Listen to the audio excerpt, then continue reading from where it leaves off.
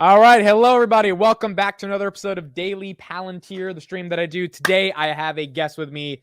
You guys all know who this guy is. Jeremy, Financial Education. Jeremy, thank you for joining the stream again. I think it's the third or fourth time we've talked on a stream on YouTube. You were one of the first guests to come on Palantir Weekly back in like March 2022. So things have changed since then. Yeah, it's been a while, and appreciate you having me. Obviously, Palantir's in quite a situation. We got obviously the earnings to chat about. Obviously, huge stock move down recently. Past few trading days, huge stock move up still on the total year. So when you zoom out to kind of look at this whole year, it's been a great year. If you zoom out back to 2021, obviously we're down since then. So Palantir, one of the most controversial stocks, and it's one of those that gets the blood flowing. So it's always a fun one to discuss. And yeah, I'm sure we got a lot to get into. So I appreciate you having me. So before we get into Palantir, let's just spend 5 minutes in some general macro thesis, because I know you are pretty strong in terms of your analysis. You've been doing this for about 15 years now in terms of just analyzing the macro. Where do you think we are in the state of the markets? Do you kind of agree with the Tom Lees of the world that we're going to have a nice little crash and then we're going to end out the year at 4,800? Or do you think this correction is a little bit more troubling than people take it to be? Yeah, in terms of, it's so hard to predict the market. In terms of my feelings around the actual economy, I'm feeling pretty confident into year end when it comes to the overall economy, holding together, unemployment, those sorts of things. I do have my concerns about 2024. So I am doing a bit of hedging over this next few months to just prepare in case the stuff hits the fan, as they say, in 2024 and things get ugly. But I think we're looking pretty good as far as the economy to go into year end. As far as the market, we have a problem in large caps. Large caps are trading very rich right now. If you look at like Yardeni Research and you look at what S&P 500 large caps are trading at right now, very, very rich. Not quite up to where they were at the end of 2020, beginning of 2021, kind of in that 2021 timeframe. But the troubling thing is back then you had the reopening. So everybody was like, oh, all these company earnings are going to blast higher. This is great news, right? So you had a lot more of that coming. And then also, obviously, Fed funds rate at that time was like zero. So there was no other place to really put your money other than the stock market, right?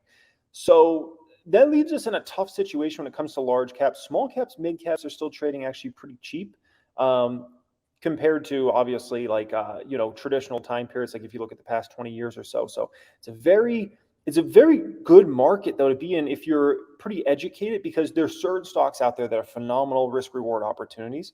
You're also getting some pretty good hedges. So in case you're scared about some things going bad in 2024, there's actually a tremendous amount of stocks to kind of hedge against.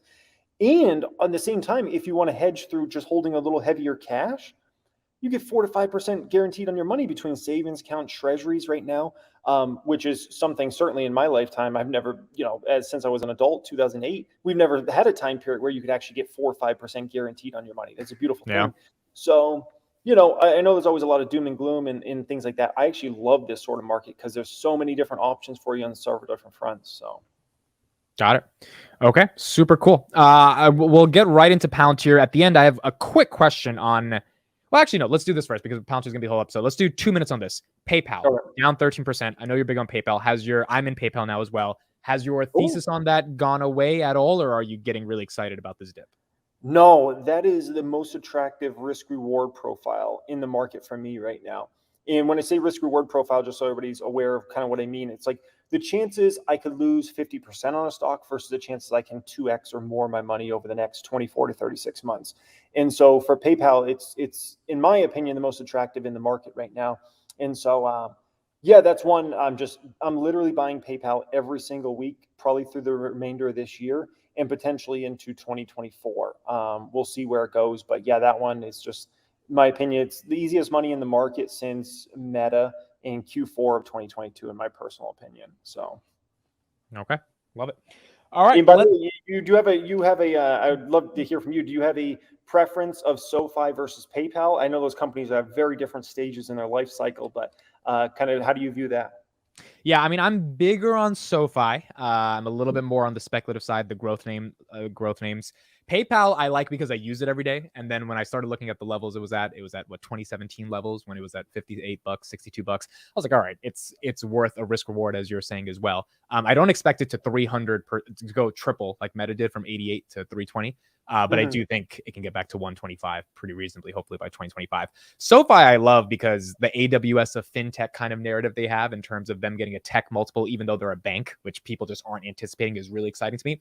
And then on top of that, like the user growth is just phenomenal, and their ability to be able to actually put a dent into legacy banks. And Anthony Noto is obviously a rock star. I know Tanner did a video with you trying to get you more into SoFi. I love the company. I think they're going to be big, but obviously it's still speculative in the grand scheme. Yeah, I chatted with him for probably an hour and a half, 2 hours yesterday. So yeah, we talked a lot about SoFi. So, but he sold me more on SoFi, I will be honest, than I had previously been. And I don't want to ruin that video, but there was one specific thing we talk about in there that actually really got me really intrigued in SoFi. So anyways. Okay. Palantir, let's get into that. We have a couple topics we want to go into. Obviously, earnings was a big deal. I think before earnings, we should probably just discuss the news of the hour. Cathie Wood, an hour ago, bought 123,000 shares. She bought 800,000 shares yesterday. She hasn't bought since May of 2023 when she bought 5.3 million shares. And the really interesting thing about this is she liquidated all 37 million shares in February 2022. And I guess she's back. Any reaction to Cathie buying Palantir? Obviously, she's such a big name in the financial markets, and some people love her, some people hate her, some people just don't listen to her anymore. Do you think she's thinking this is a dip that makes sense to put back in the portfolio? Yeah, so a little hard to trust her because of obviously her maneuvering in and out of the market and in and out of even Palantir stock in the past. So for me, I always look at like great shareholders as in people that are going to be riding on this for, the next 3, 5, 7 years, that are really true long-term investors. And when it comes to Cathie Wood, sometimes it is a little confusing. Like, is she really around for the next 3, 5, 7 years? Or if the stock goes to 20, is she going to dump it in and do a little quick trade here? So, it does look, based upon some of her buys, that this might be a more serious long-term conviction, which I think is a good thing, obviously. But we'll see. I don't, seeing her add the stock does not make me want to go out and buy or sell Palantir tomorrow. I really feel kind of indifferent about it. And that's kind of where I'm at with her in regards to all of her investments. There's some stocks we agree on, like Palantir. Obviously, I've been a Tesla shareholder for many years. She has as well.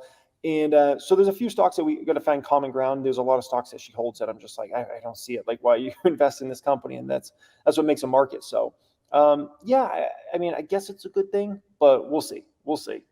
If it goes down, I hope she doesn't dump and sell for a loss. But yeah, outside of Tesla, I don't know if you've ever followed any, or if you've publicly talked about any of her. Like, you're not in Roblox or Coinbase or Zoom or any of those. It's really just been Tesla for you, and now Palantir. Yes, I have a smaller position in Shopify, and I believe Shopify is usually a smaller position for her. But yeah, that's about it. There's really not a lot of other correlation outside of that. So. Got it. The genomics, she loves to invest in a lot of those genomic stocks and those healthcare related stocks. Never been in my circle of competence, still is not in my circle of competence. So I've never really had a strong conviction, positive or negative, on any of those stocks. So yeah, that's kind of where I'm at in regards to her. Is just, cool. We'll see.